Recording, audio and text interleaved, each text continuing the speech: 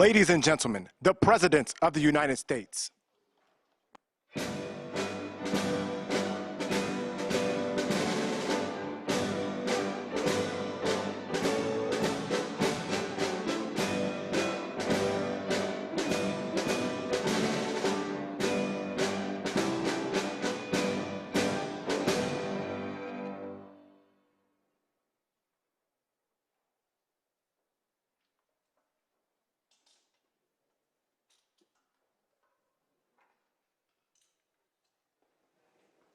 And we have a lot of great people here, and we've been looking forward to this day, but we sort of look forward to every day because we have a lot of surprises, most of which are good.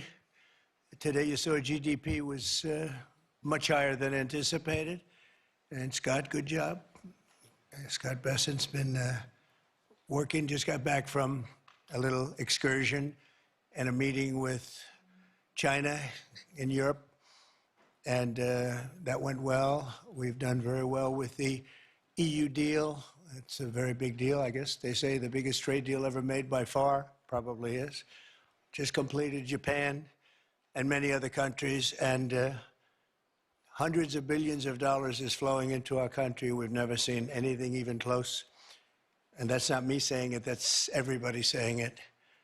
And it's going to be something really, really very special. Maybe even more importantly, factories for AI and for cars and for lots of other things are being built in this country or planned to be built very shortly. They'll be starting.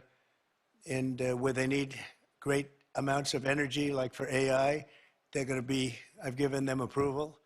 And Lee Zeldin has given them very fast approval to build their own electric powering plants, and they'll build them with the factory, so we don't have to worry about an ancient grid and all of the other problems, the obstacles people thought we were going to have that would make it impossible. And we're leading AI by a lot, and I think people are very impressed with our country. As they said, the King of Saudi Arabia and various leaders, and just about every leader I can even imagine. We were in the Middle East and Qatar, UAE, Saudi Arabia, they said, 1 year ago, your country was dead, and today you have the hottest country anywhere in the world, and that's true. So I congratulate everybody in the room that's helped, but we're doing a good job together. I'd like to begin by saying a few words about the unbelievable kind of numbers that we've been putting up. And as I said, the number of 3%, the pace, in the second quarter, we smashed all expectations. They thought it would be maybe a little bit less than 2, and it was 3, a little bit more than 3. Consumer spending is up. Business investment is way up. Domestic manufacturing is way up. Real disposable family income is up, and personal savings are up. Other than that, we're not doing so great. We have the hottest country, and I'll tell you, it's a great. We're having a lot of fun with it. At the same time, we dramatically slashed government spending for the second quarter in a row, down nearly 4%, which people were surprised at. We do a lot of cutting also. The private sector has boomed with nearly 600,000 jobs added, way above expectations, while we have reduced the federal workforce by 70,000 jobs. So these are private jobs that are coming back to our country. Federal jobs are being cut. Critics said that our tariffs would hurt the economy, but the data shows the exact opposite, and the exact opposite is happening. The U.S. Treasury has taken in $150 billion from tariffs, and we'll be adding about $200 billion next month for totals that nobody's ever seen before, frankly. And foreign imports were down 30% in the second quarter, while the domestic auto production surged by a stunning 36%. How about that number, Dr. Oz, right? That's good. That's good. We want to do that with your patients, too. We're going to have a very healthy country. At the same time, inflation continues to fall faster than expectations, and for the 5th consecutive month, core inflation was lower than predicted substantially. This is truly the dawn of the golden age of America. That's what we're in. We want to keep it that way. This afternoon, we're gathered to announce another historic victory for the American people, a very important one. Today, the dream of easily transportable electronic medical records finally becomes a reality. I want to thank Secretary Scott Bessent, Robert F. Kennedy Jr. for joining us, as well as Administrator of the Centers for Medicine and Medicaid Services, Dr. Mehmet Oz, all friends of mine, White House AI and crypto czar David Sachs, and Acting Administrator of DOJ, Amy Gleason, all here. And we have various great senators here. Senator Round, Senator Cassidy, thank you very much for being here and helping out. I also want to thank representatives from Apple, Google, Samsung, Amazon, OpenAI, Anthropic, Epic, Oracle, Athena, Health, Noom, and that's not a bad group of people. Wow.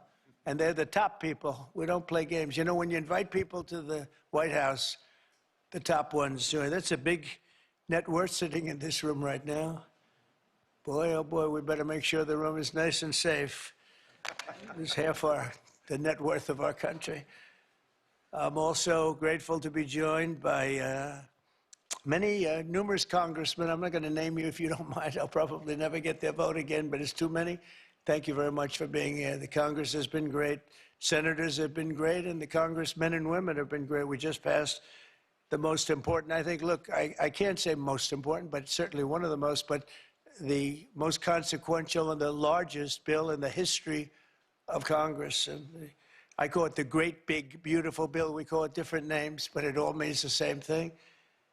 For decades, America's healthcare networks have been overdue for a high-tech upgrade, and that's what we're doing. The existing systems are often slow, costly, and incompatible with one another. But with today's announcement, we take a major step to bring healthcare into the digital age, something that is absolutely vital. You got to do it. Moving from clipboards and fax machines into a new era of convenience, profitability, and speed, and frankly, better health for people.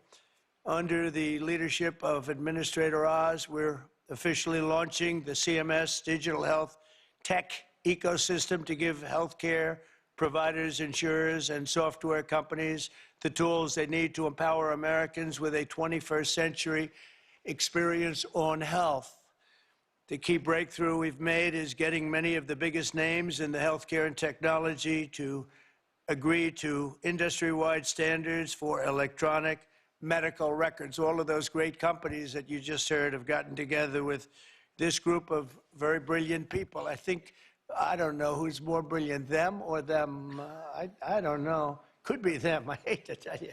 It could very well be them. But I don't know. I'm going to take my team. But the key breakthrough we've made is getting many of the biggest names in healthcare and technology to agree to that those standards of electronic medical records that we talk about and you've heard about for so many years, and now it's happening. This will allow patients to easily transmit information from one doctor to another, even if they're different networks and using different record-keeping systems. No matter what system they use, they're all transferable. The new standards will also make it simple for patients to access their own personal health records. I don't want to see mine, please. I don't want to see. I don't know about you. They have all sorts of things. Sir, they can tell you exactly what your problem is going to be in 6 years. We can do it. You know, they have all these different things. I don't know if they work or not, but I didn't want to hear it. I didn't want to hear it. If they got a problem, I don't want to know about it right now. But it is amazing what they're doing. I don't know, does it actually work? Can they do that? All right, well, then I'm glad I said I don't want to know. But thanks to this announcement, healthcare providers across the country will also finally be able to kill the clipboard. It's an expression that's used, capital, with a capital C, kill the clipboard. Instead of filling out the same tedious paperwork at every medical appointment, patients will simply be able to grant their doctors access to their records at the push of a button, just a button, and you're all set and All the information the doctor needs will be immediately transmitted. The system will be entirely opt-in, and there will be no centralized government-run database, which everyone is always concerned about. I'm less concerned than anybody. I say whatever it is. But people are very, very concerned about the personal records. They want to keep them very quiet, and that's their choice. I think it's a great thing because it'll be absolutely quiet. Instead, doctors and patients will always remain in control. The benefits to millions of Americans will be enormous. We will save time, we will save money, and most importantly, we'll save lives. It's just going to make people live longer and be a lot healthier. I think that's really what you're looking to do. And now I'd like to ask Secretary Kennedy to say a few words, followed by David Sachs, Dr. Oz, and Amy Gleason. Thank you very much, everybody.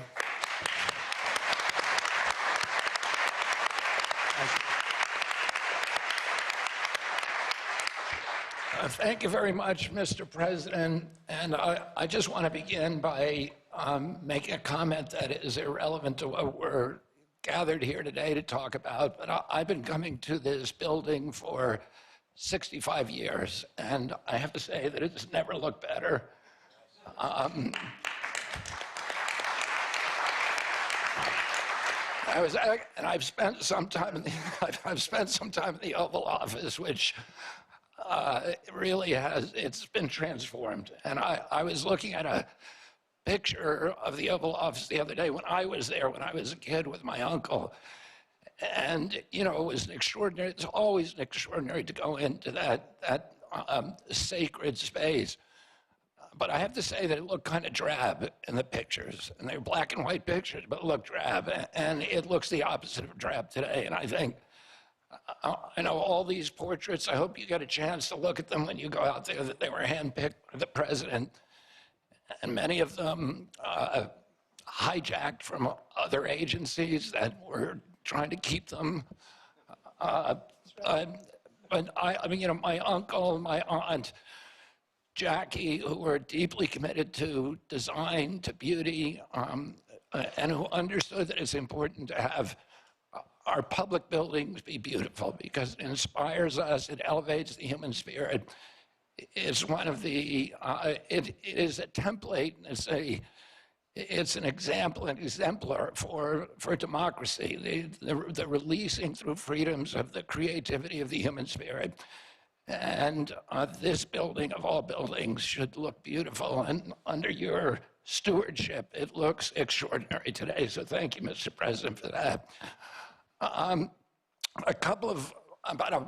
3 weeks ago, I met with the Indonesian health minister. And Indonesia today is regarded as the highest flourishing nation on earth. Since 1990, it has increased the lifespan of its women by 8 years, of its men by 9 years. There's no country that has a record like that.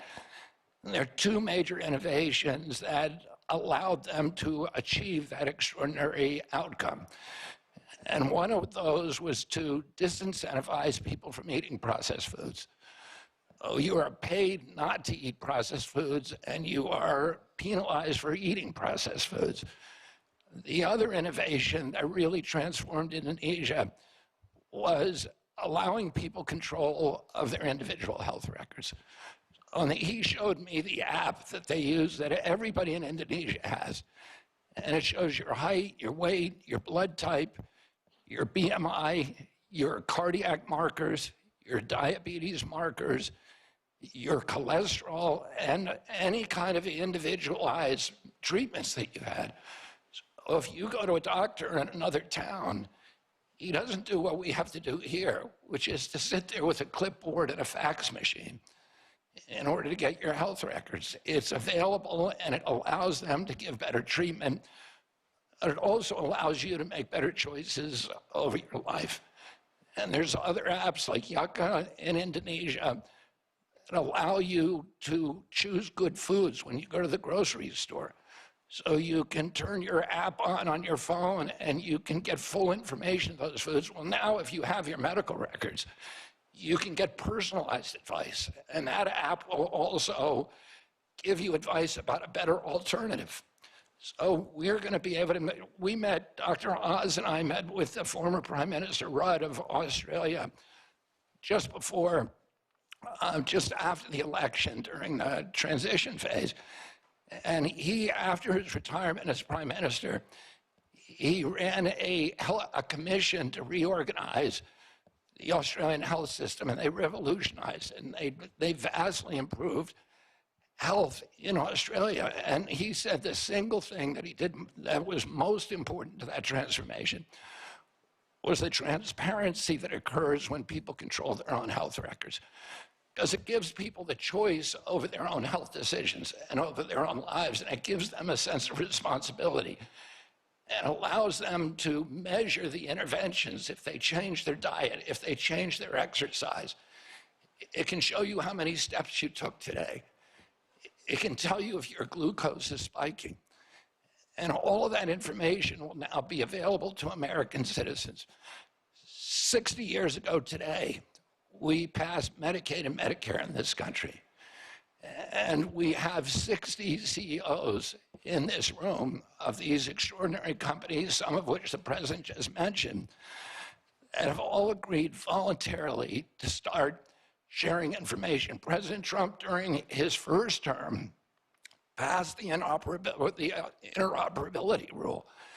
And it was intended to do this for 20 years. The federal government has been trying to do this. Everybody recognizes it's absolutely critical innovation for us advancing the health of American citizens, to give them responsibility and to give them control over their own healthcare choices. And unfortunately, you ran out of time the last time around. President Trump gave us instructions that he wanted this to happen within 6 months. We barely made it under the wire thanks to Dr. Oz's leadership. And within 6 months, every American's going to be doing it thanks to the cooperation of the corporate leaders in this room. You know, about 3 months ago, I met with the food executives, and I asked them to voluntarily come forward and get rid of food dyes, of the 9 synthetic petroleum dyes. And this is something, again, the government, Democrats and Republicans have been trying to do for 20 years. And the industry came forward, and now 40% of the food industry in this country has taken the pledge to remove food dyes from all of their foods. That happened because of your leadership, Mr. President. A month ago, we got, after a lot of work by Chris Klump and Dr. Oz and a lot of other people in our agency, we got all the insurance executives to come together in our country and in our offices and agree to get rid of pre-authorization for 80% of the DSM codes. This is a voluntary agreement. 80% of the industry has now agreed to do that. So this is happening because of good leadership. President Trump, you've asked us to think big. You've inspired us to dream big, and you've enabled us to accomplish things that no other president has been able to do. So I want to thank you for your leadership, for allowing this to happen, and with your leadership, we're going to make America healthy again. Now I want to introduce my friend, my colleague, the crypto czar, the acting administrator of Doge, David Sachs.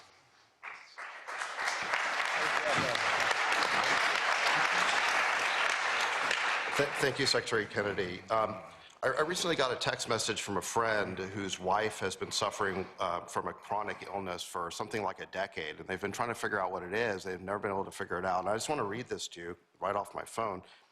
He said, I uploaded my wife's blood work into one of our leading AI engines on Friday. It essentially diagnosed her as having a rare genetic defect that causes bone marrow failure. It's caused every single thing that's happened to her. She has every single symptom. It started at exactly the same age of presentation. It's 10 people out of 1 million. There's absolutely no way this is not it. So wow, it's really an incredible example of what AI is already able to do just today, and we're just getting started. And this was one person putting his wife's data in one of our consumer AI apps, and he's already been able to get that diagnosis, and that's going to help them tremendously. The key here is the unlocking of the data, because the more data that AI has, the better it performs. And so, kudos to Dr. Oz and Secretary Kennedy for this pledge today. They were able to get 60 major companies across different sectors of the economy to agree to unlock their data so that AI can use it to drive better patient outcomes. And this is, all due to your leadership and President Trump's leadership to put the American people's healthcare needs first. And I remember Dr. Oz, he was one of the first people to call me during the transition when the president announced I'd be AI czar, because he wanted to ask me about how AI could better be used in healthcare. So kudos to you, Dr. Oz. Your passion's really incredible. And kudos to you, Secretary Kennedy, your passion as well. And I remember a couple of years ago, I was a big fan of Bobby Kennedy when he was running as a Democrat. And I remember thinking... He gave a lot more money than President Trump. Well, I remember thinking there's just one problem with Bobby Kennedy. He's not a Republican. But thanks to President Trump, I think we fixed that. So, and I think that, getting people like Dr. Oz and Bobby Kennedy into the administration is a testament to President Trump and the talent that he's able to attract and pull together, and the partnerships that he's able to forge, because these are people who could be doing other things. So it's really a testament to the great talent that President Trump always attracts around him. Today's pledge by these companies is going to tear down barriers that allows both startups and established firms to compete freely. We're opening up the playing field so that the best tools can scale, compete on value, and discover new methods for making Americans healthy again. Technologies like AI, they do things like they will expand access to care, cut administrative costs, reduce fraud, and deliver better results for patients and doctors. And I want to thank you, President Trump, for your promise to not only make Americans healthy again, but also to ensure that America is a predominant AI superpower. Just last week, you announced a major AI action plan with hundreds of billions of dollars of new investment in AI infrastructure, and also getting red tape out of the way so that we can be the leading country in AI. And it's these life-saving applications that are going to be built on top of all of that infrastructure. So thank you for your leadership in making the United States the #1 country in AI. David, thank you. And now, Dr. Oz, we'll take it from here. Mr. President, today we are making American health technology remarkably great again. We've always been at the leadership. David's right, I called him early on after the president offered me the position, and him as well. And we began brainstorming under Secretary Kennedy from day one, appreciated the crisis that we're in and how we needed to address it. So today is a remarkably important day, one that you will remember, I believe, for years to come, for 3 reasons. Yes, it is the 60th birthday of Medicare and Medicaid. The first patient, by the way, was Harry S. Truman. Although Lyndon Johnson signed the legislation 60 years ago today, not far from here. It is not just the ability to bring 60 of the top incumbents and insurgents in health technology, hospital systems, insurance companies, electronic medical record companies, AI companies, the big players. You're all here, and we appreciate that very much. But, Mr. President, you used the power to convene. That's fundamentally what I think the president has been able to offer us. And Secretary Kennedy offered us, as a group, some examples, but there are more to come. And I want to touch on some of these. But first, I've got to do what doctors often have to do, which is to tell you the truth, even if you don't want to hear it. So here goes. These beautiful programs, which are the backbone of the social network, the social support system of this country, the safety net, they're flailing. They're flailing for a bunch of reasons. Medicaid is a unique entity. It has deviated from its original purpose by drift and by design. The One Big Beautiful Bill, the OB3 law, was elegant for that very reason. And President, I don't know if you remember this, I can share this, but he called me once and he was upset at me because I was going too strident at something. And he said, this is about fraud, waste, and abuse. That's what we're interested in doing. And that's exactly what the One Big Beautiful Bill accomplished. And it especially did it to save Medicaid by putting $200 billion more into it and allocating funds very specifically to use to support rural America. And primarily, some of that money will be used to support digital infrastructure, which is terribly lacking in many parts of the country. The money that's sent from Washington doesn't get to rural America. About 7% of Medicaid dollars get to rural hospitals. We now have an ability to infuse funds through this $50 billion Rural Health Transformation Fund into that system. The gathering today is another example of how we can actually jumpstart that and accelerate it. The other reality is COVID broke the system. It did for many reasons. Medicaid expenses went up 50% in 5 years. Medicare, the trust fund that we met at actually Treasury with Secretary Bessent and Secretary Kennedy as trustees, it goes bankrupt in 2033, and that is actually a conservative estimate. It could go bankrupt as early as 2029. Thankfully, due to the economy, that's not going to happen. But we don't want to have to take that risk, and there's some fundamental changes we need to make accordingly. Now, there's one other big reality about making the system more efficient, which is why what everyone here is talking about is so critical. And let's just pick an average American born in 1964. That average American born in 64 will retire this year at age 61.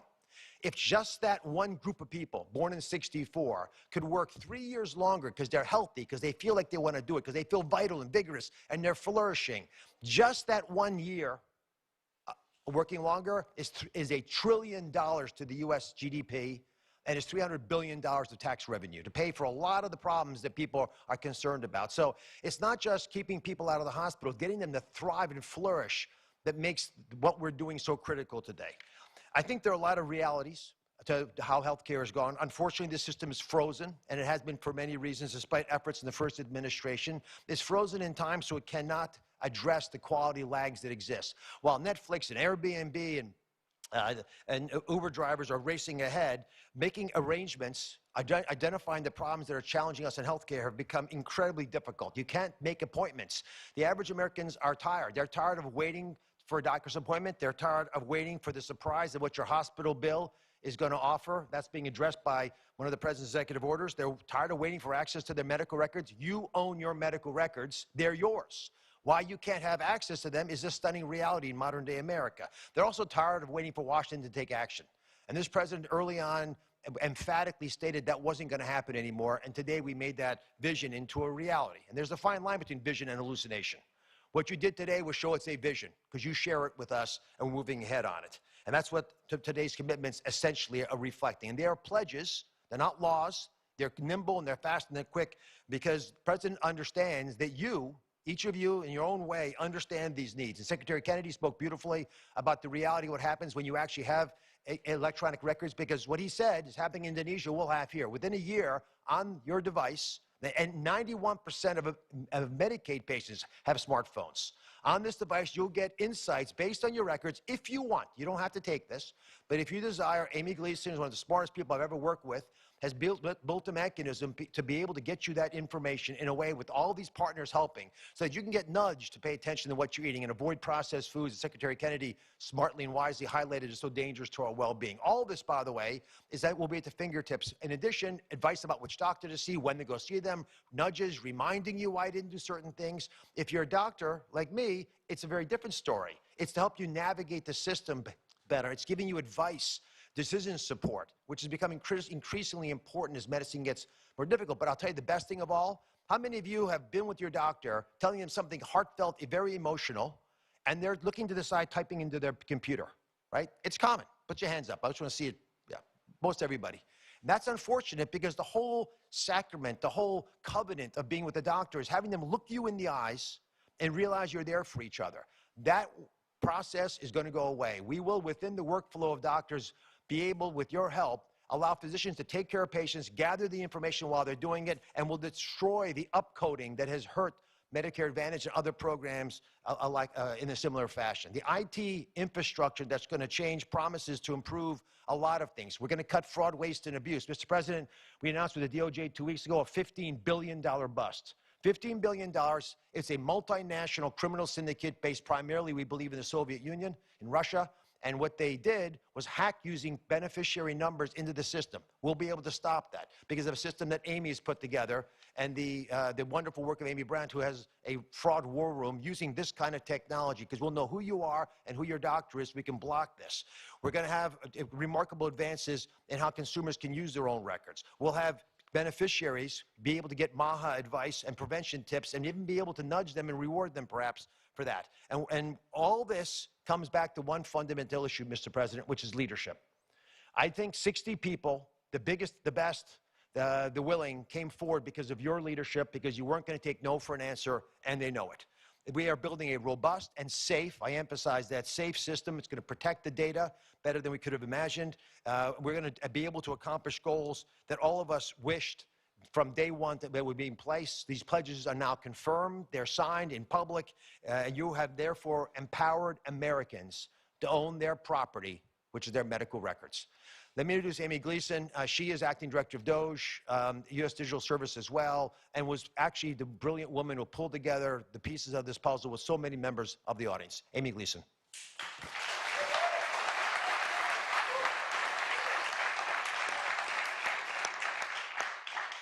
Good afternoon. First, I would like to thank President Trump for his leadership in this area, and Secretary Kennedy and Administrator Oz for driving this work with clarity and urgency. I would also like to thank my colleagues who have been instrumental to this, and we've worked a lot of late nights and hard times on this, and it would not have been possible without them. I want to start today with my daughter Morgan, who's here in the audience. If you'd please stand up. I am so inspired and energized by your strength every day. And we also have two other patients here, Randy and Tom, who have been very inspiring. Thank you for being here today. You're why this all matters. Let me start talking about my daughter's history. So 15 years ago, she was diagnosed with a rare disease. She was 11 years old, and she started showing mysterious symptoms. Over the last year and a half after that, she saw the country's best doctors, but she still continued to get worse. At some point, she couldn't stand up off the floor or walk up the stairs, and we still had no answers. I carried a binder of paper records to every doctor's appointment so that I could keep them aligned. And I truly believe that if one of those doctors had been able to see her whole history, they would have diagnosed her faster. And if we had just had today's AI, then they could have connected the dots that the humans missed. Today, Morgan takes 21 pills a day, gets 2 infusions a month, and has over 40 patient portals. Her disease is very rare, but her experience is very common. And that is what we're here to fix today. Too many patients are forced to remember all the doctors that they've been to and log into portal after portal, repeating their story at every visit, and they don't have the digital tools to help them stay well. Meanwhile, every other part of our life is digital. I can order groceries and have them delivered in minutes. I get personalized recommendations on my other apps. But in healthcare, we still see it on paper and manual situations. But today, thanks to President Trump, we're changing that. Over 15 years, we've tried to regulate our way to a better outcome. And we have gotten a path forward, but they have not delivered the modern healthcare experience that Americans expect and deserve. I'm so proud today that these 60 companies have voluntarily stepped forward to make a pledge, to take action, and to join us, to say, we're ready, let's fix this, we're in. We're trying something different. It's not regulation or rulemaking. This is a voluntary alignment around a shared vision, a commitment to work across boundaries, across competitors, and across silos. We're bringing together data sharing networks, electronic medical records, doctors, health systems, payers, and app developers. And we're asking one simple question: what can we do right now to make this work for patients? The companies pledging today are agreeing to collaborate, even with their direct competitors, because they know we can't keep kicking the can down the road. We have to stop talking about data interoperability and make the data flow. Here's something important. Not all patients will want these tools. Some will rely on their caregivers, and others will rely on their doctors, so they don't have to carry it themselves. But no matter how people engage, we must make sure it works for everyone. CMS is doing its part. We're clearing the path for innovation by building the long overdue National Provider Directory, a kind of digital map for healthcare that connects systems in real time and helps patients get more coordinated care. We're also modernizing Medicare.gov to feel more seamless and smart like other apps we use. But the government can't do this and shouldn't do it alone. These tools we need to make daily decisions must come from the private sector, and that's why this is so important. So let me tell you what this might look like after our collaborative effort. So Morgan, in 6 months from now, might show up to her doctor's appointment, and instead of filling out a clipboard with her 21 medications, 12 doctors, and her entire medical history, she can just pull out her phone and tap or scan a QR code and seamlessly transfer her digital insurance card, her verified medical record, and a digital summary that could help her provider get up to speed faster. We call this kill the clipboard, as President Trump said. After the visit, Morgan opens her AI assistant, a tool that she has authorized to access her records, and asks, what did the doctor say today? What did these results mean? What should I watch for now? And the assistant responds using her actual health history, explains her care plan in plain language, helps her track her symptoms, and even schedules follow-up visits if she needs them. And lastly, she has a new favorite app that helps her manage her chronic conditions. Because for years, Morgan has said what other patients say, I only see a doctor a few days a year, but I live with this disease every day. Today, we're starting with apps that can support patients 24 hours a day from anywhere in the world. They don't replace doctors, they just fill in the gap between visits so that care is continuous and not episodic. So what makes this effort different? Today, we have all these apps that want to provide these services, but they can't get the data because it is so hard for patients to access their records. But today, we have 18 network companies who are here pledging to fix the infrastructure that makes this possible. They're doing this through modern data sharing networks that removes the burden on patients and providers and makes it available in real time using modern identity, just like when you check in at the airport.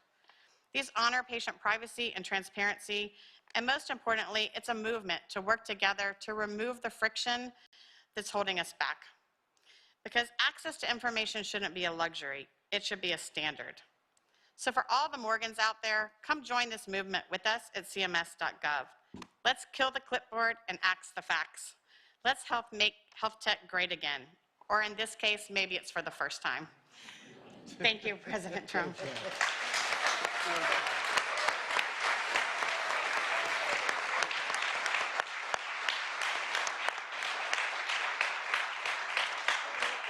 Thank you very much. That was great. And hello. You look very, very healthy to me. You look really great. So just, I want to thank all of the companies that are here. These are big names, great, great people. And now you're doing something that's so important for our country, really for the world. It's beyond our country, I suspect. It's really for the world. So just keep it up. And you've hit new highs almost virtually every day for the last few months. And that makes your job probably a little bit easier. You're under very little stress. But someday you might have a little bit, but you're not going to have much. I think we're really going to great heights. But I just want to thank everybody, political people and the teachers and the companies and all of our cabinet. I even see Newt. Do I see Newt? I see Newt. Look at him. He's such a handsome man. He's a healthy man. We don't have to do any tests on him. But good to see you, Newt. But I just want to thank everybody. This is a very big undertaking, and it's a very serious undertaking. It's going to make a lot of people lead a much better life. Thank you all very much for coming. Appreciate it. Thank you. Thank you. Can I call you by MFN? Yeah. Can we start?